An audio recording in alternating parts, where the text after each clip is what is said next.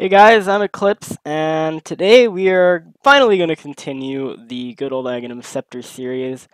Today is 52 through 41, if I remember correctly, or no.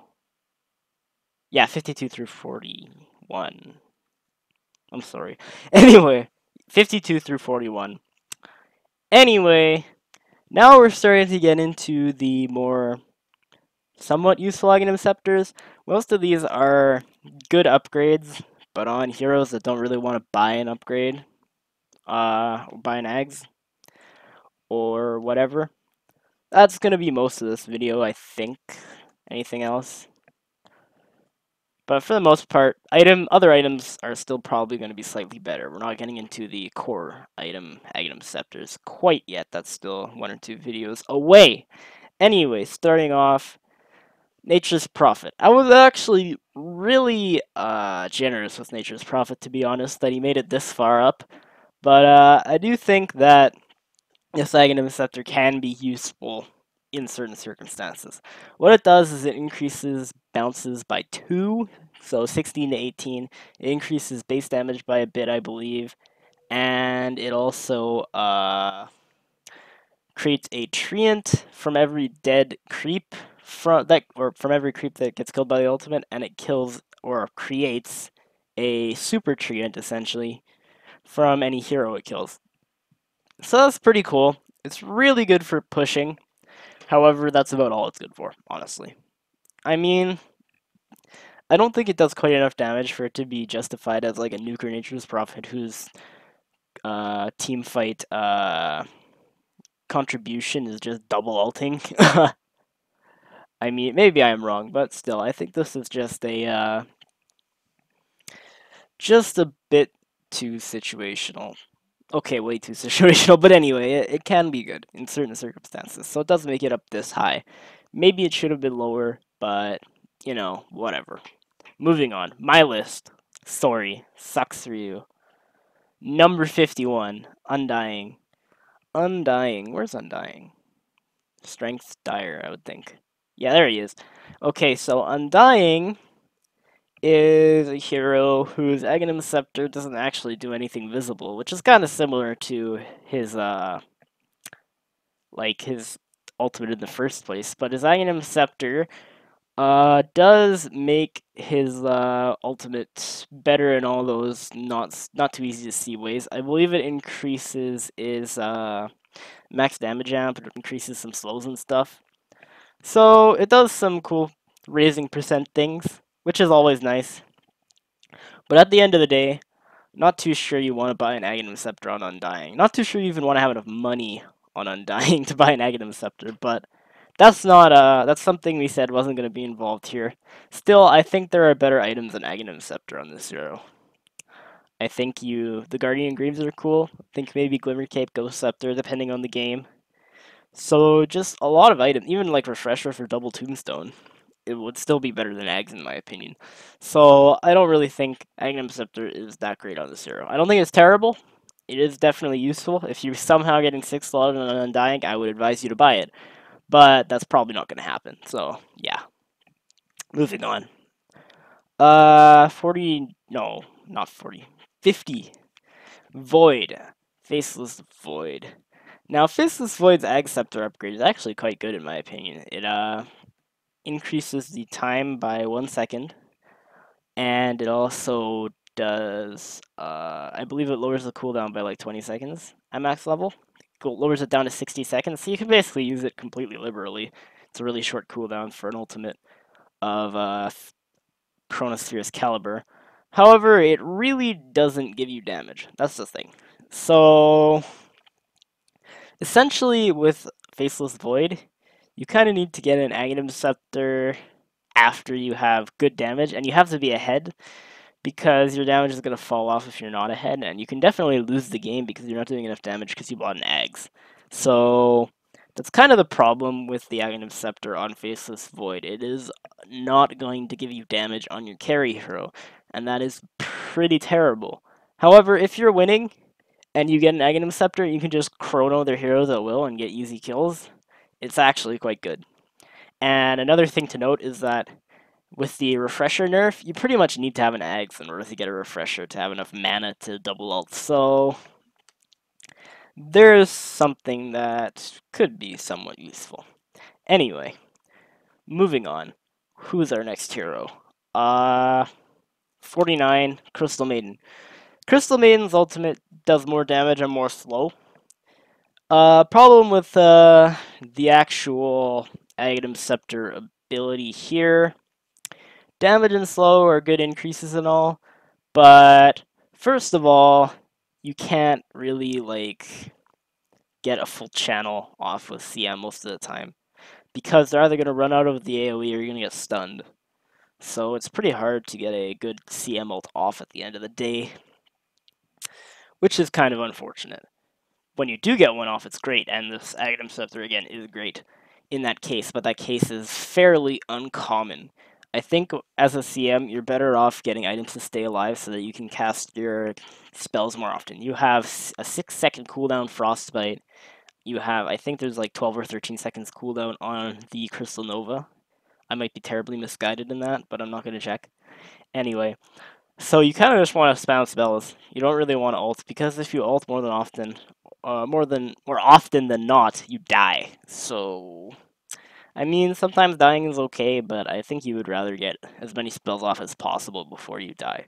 So, Aghanims Scepter does give you survivability. It does give you a pretty decent upgrade to the ability, but there are probably still better items to go for. And also, by the time this is actually worth it, like after you get maybe like a BKB or a Glimmer Cape or what the hell, so that you can channel pretty freely. At that point, well, you're a CM, so you're probably not going to have that point. I mean, I know I said gold wasn't going to be a problem for the original thing or whatever, the original Aghanims Scepter, but past that, once it gets into multiple items, you start to get into unrealistic territory. So yeah. Moving on, Weaver 48. Weaver. Weaver gets a 20-second cooldown on time lapse, which is awesome, and you can also cast it on allies.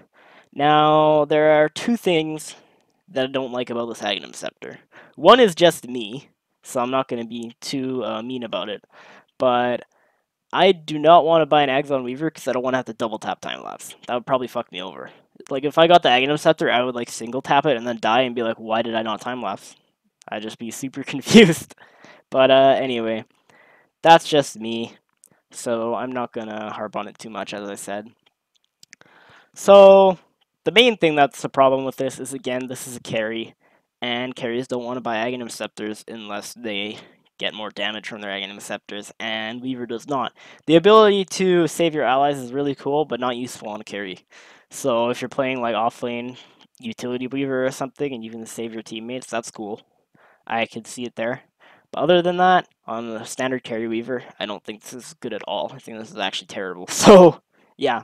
And in a similar fashion to that last Weaver part, we are now moving on to Naga Siren. Naga Siren basically gives her teammates a heart when she ults. Basically, if she full duration ults, it's 7 seconds, 6% a second, so 42% of your health gets regened, which is almost half. That's a lot of health. Which is pretty awesome, honestly. Getting that much health from this ult is very good. You can use it to stop a fight and heal your whole team, and then you start the fight again, and you suddenly have this huge advantage. And I like that idea of it. But you don't want to buy an Aghanim Scepter and carry Naga, and carry Naga is the common Naga, so... On support Naga, I think this is honestly core. This is very good on support Naga. But on carry Naga, you're not going to buy this at all. Maybe as, like, I have too much money.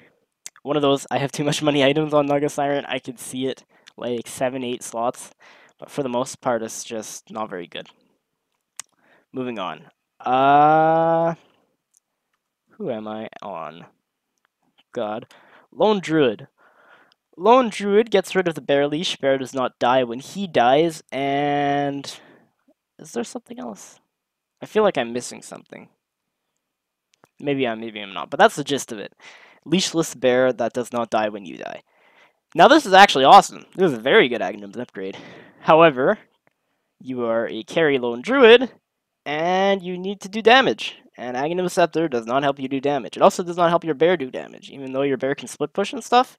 Like if you get like Aghs Radiance, just go freaking sit in the base and have your bear do everything for you, and that's cool and all, but it's just not that good.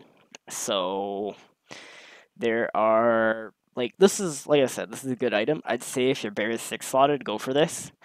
But until your bear is 6 slotted, I don't think that's just really that worth it unless you're really far ahead and you don't need more damage and your bear can just like solo kill enemy heroes while you sit in fountain or something. So yeah, I think there are times that this is good, but not very many. Or well, ugh. There's definitely times that this is good, and it's probably good every game. But for the most part, other items are better first. Again, this is very, very 7-slot territory here. Moving on, 45, Enigma. Enigma gets the Midnight Pulse damage added to his ult. Now, I know what you Redditors are all thinking about your stupid frickin' Aghanims Refresher black holes and that frickin' team wipe people, but you're not going to get a 5-mana black hole very often. So, sorry. But anyway, this is another of the same. The good old excuse, better items. Enigma wants better items. Like, what else can I say? There are basically two ways to play Enigma. One is blink in and hold. The other one is get really tanky so they try and focus you, and when they focus you, you hole. And this doesn't really help you towards either. I would say it helps you for the second one the most. But as an Enigma, you're not there to provide damage. You're there to provide control and utility. And Aghanims Scepter doesn't do that. Aghanims Scepter does damage.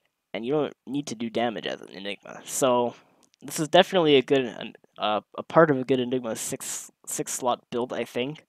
But I think you want Refresher first. You want BKB first. You debatably want Blinker Force first, depending on the game. You want maybe even like a Bloodstone first in some cases. I don't know. You definitely just don't want this instantly, and that's the problem with it. Honestly, you definitely want probably Mech, maybe even Guardian Greaves first. So again, just a bit too late in the item build to be great. 44. Wait, what the hell? Okay, I just solved the problem I had when I was making this video. So let me just switch this real quick, because I was super confused before. Huh. Alright, that's awesome. There we go. 44 is gonna be Lion. Where's Lion? Lion is here. Lion gets a 20-second cooldown on Finger, previously 40. It gets reduced at all levels, but if you have an Aghanims on your Lion, you're probably level 16. So that's what we're going to say. And it gives a small AoE. Now, for the most part, the small AoE is so small that it's irrelevant as far as fights go. You could use it to farm because it's such a short cooldown, but it costs a lot of mana, so it's not super efficient. But you can do that, so that's cool. I think Aghanims Scepter is very good on Lion, honestly. However, you need other items first. Yes, I know, I said it. I'm sorry. You're probably going to want a lot of items first. You might want Blink, you might want Force, you might want Eels, you might want frickin', I don't know, Hex, E-Blade, whatever. But fact is, the 20-second cooldown, you also get more damage. I forgot to mention that. You do get a bit more damage from this. So that's good, but as a general rule, it's just not quite good enough to justify buying in a normal game because it's too expensive and it's too late in the item build to actually see. But it's not terrible, and you will see it. Moving on. Number 43, Abaddon. Abaddon gets a upgrade where 35% of the damage around him gets directed to him. Like, all the damage his teammates take, 35% of that is directed to him when his ult is on. And it also gets a second of duration. Now, this Aghanims upgrade is pretty interesting sometimes. I think against huge AoE lineups, it's very good. Against single target lineups, it's completely useless, almost. Mostly useless, I'd say. I mean, I guess you could run in an ult next to your teammates trying to save them, but that's pretty unrealistic and it's probably not going to work. There are better ways for Abaddon to save heroes. But anyway, this item is kind of counterintuitive because there are two ways to play Abaddon. There's the defensive support Abaddon, and there's the I'm gonna get in your face carry Abaddon. Now, if you're defensive support Abaddon, you want to sit back. You don't really want to get focused that much. If you can use borrowed time and live and still cast spells, that's cool. But for the most part, you want to be ignored because you just want to save teammates and give everyone massive EHP. But Ags doesn't really help you do that. I guess you can turn on your ult automatically in the side of the fight. One thing I have not checked is if it does this 35% thing when you're at full health. I'm assuming it does. But anyway, still, I don't think it's that good because, again, you don't want to get focused. So, not that good there. And it's not that good on carry Abaddon because it doesn't do damage. And carry Abaddon cannot afford to buy an Aghanim Scepter because he farms way too slow to justify it. And he's just going to fall behind in damage and he's going to be useless. And then you're going to lose the game. So, yeah. Again, probably a few better items. Probably more defensive items for support Abaddon. I can still see this in certain circumstances on support Abaddon, like against massive AoE lineups. But for the most part, I think this is probably just not that good. It's pretty good, but it's not that good. Holy shit, what is wrong with me? Wow. I'm actually really dumb, guys. I'm sorry. Let me fix this. This is the second time in a row. Alright. Moving on. 41. Number 41 is, or no, number 42, sorry. Leshrac. Leshrac gets more damage. More damage. Alright. Now, for most of the things that have given more damage, they have been very low on this list. And that's because, for the most part, more damage isn't all that incredible. Like, for the most part, you would usually rather have a Hex than a Dagon, essentially. But Leshrac does get up high because this is more damage every, like, 1 second. I think this is still a very good Aghanims upgrade, but I don't think it's core. I think you can go without it for sure. Because as a Leshrac, you kind of want to get your Octarine Core and your Bloodstone and your BKB and your Shivas and run into the enemy team with Pulse Nova on and just do things. And you can still do that with Ags. In fact, it's more effective with Ags. Ags actually suits the playstyle quite well. But, again, I'm going to say it, other items. I'm sorry. I know it's terrible, but I'm saying it a lot, and I'm going to keep saying it, other items. And by the time you want other items, these more damage upgrades have probably fallen off. In this case, Leshrac, it's not that much because the damage comes out so often, but it is still there to a lesser extent. So yeah, that's why he's here. And finally, with great sadness, if you know me, which you don't, probably. But anyway, with great sadness, I announced number 41, Huskar, because I love me some Huskar Ags. But Huskar is a carry hero. You're not supposed to buy Ags on carry heroes and buy tag. I'm sorry, I just really love caster Huskar. It's super fun. But anyway, Huskar is here because he gets cooldown goes down from 12 to 4. 12 is already really tiny, so going from 12 to 4 isn't all that necessary. And the enemy damage goes up from 35 to 65, which is pretty damn cool. But still, that's a percent of current health, so sometimes it still doesn't do all that much. Other times it does a ton, but still, sometimes it doesn't do all that much. And then it doesn't give you physical damage, and it doesn't give you amazing survivability. So, yeah, Huskar doesn't love this item. I don't actually think... If it wasn't for Caster Huskar, this would be way lower on the list. But Caster Huskar, man. Caster Huskar. This is at 41 because of Caster Huskar. This should have been in the 50s, if not for Caster Huskar. So, yeah. Carry Huskar. Do not buy this Caster Huskar.